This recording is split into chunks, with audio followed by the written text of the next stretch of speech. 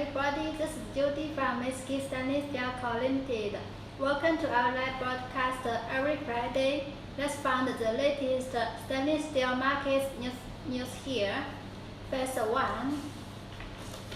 China raised export tariffs on ferrochrome. China has raised the export tariffs on ferrochrome since August 1 from 20% to 40%. Market participants are concerning whether it will affect stainless steel industry or not. Actually, the policy caused the tight supply and the fluctuating price of raw materials.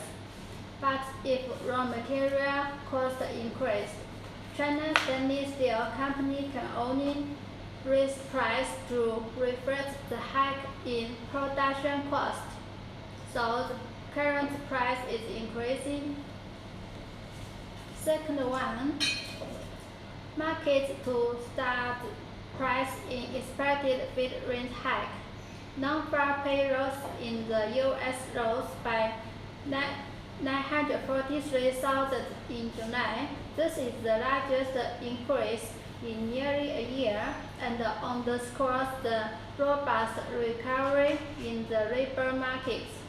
With the good data and a stronger dollar, the market has already started to price in a more likely range hike expected this week from the Federal Reserve. Currently, people expect the market to stabilize again during this week and then continue its upward trend due to tight availability and the resulting long delivery time. EU stainless steel price for flat products continued to rise last week. Third one, low supply continues to push up European stainless steel price. The price of cold-rolled stainless steel in the European market have risen by 50 euros per ton in the past week in early August due to the tight supply situation. It was understood that it is a low season in the summer.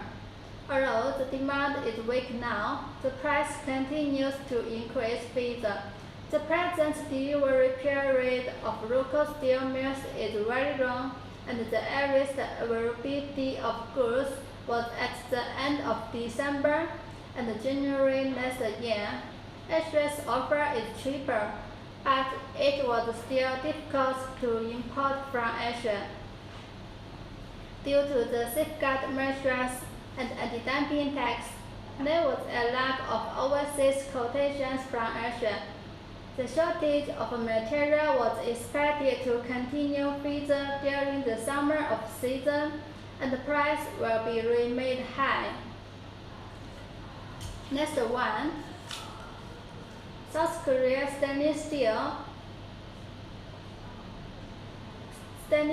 import price to continue rising. South Korea stainless steel importers announced that they will increase the stainless steel import price in August. South Korea stainless steel price has been increasing sharply since China cancelled its export tax rebates at the end of April, according to the market participants.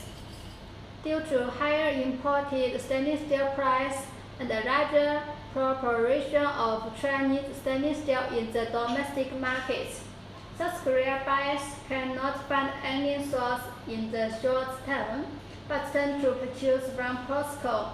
Therefore, the stainless steel import price was expected to rise further. Okay, next one. Stainless steel price in East Asia markets increased too. At the beginning of August, the stainless steel import price in the East Asia market slightly increased. However, although the price went up, trading activities remained inactive in the markets. During the past week, few imported products were sold in South Korea markets due to the approved anti-dumping measures. larger factories from countries and regions which were included in the anti-dumping list tried to end the tariff expression by offering higher quotations, while China showed no interest in producing since the import price was not competitive enough. This week, some exporters pulled down the quotations as the domestic price decreased, while some raised the quotation for hot-rolled coal due to low supply. Okay, next one. China's Tsingshan plans to build South Africa's largest mill in Zimbabwe.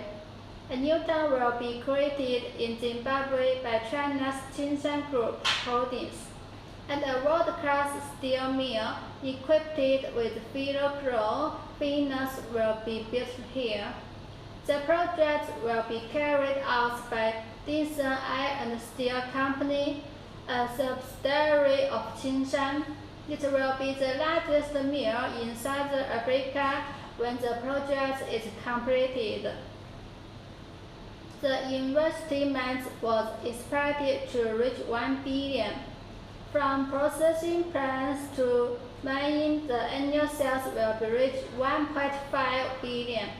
The project will be equipped with a 1.5 kilometer long, 6 meter wide carbide steel mill, an iron ore mine, and a ferrochrome plant. The annual production capacity will reach 1.2 tons and will provide 4,000 to 5,000 job opportunities.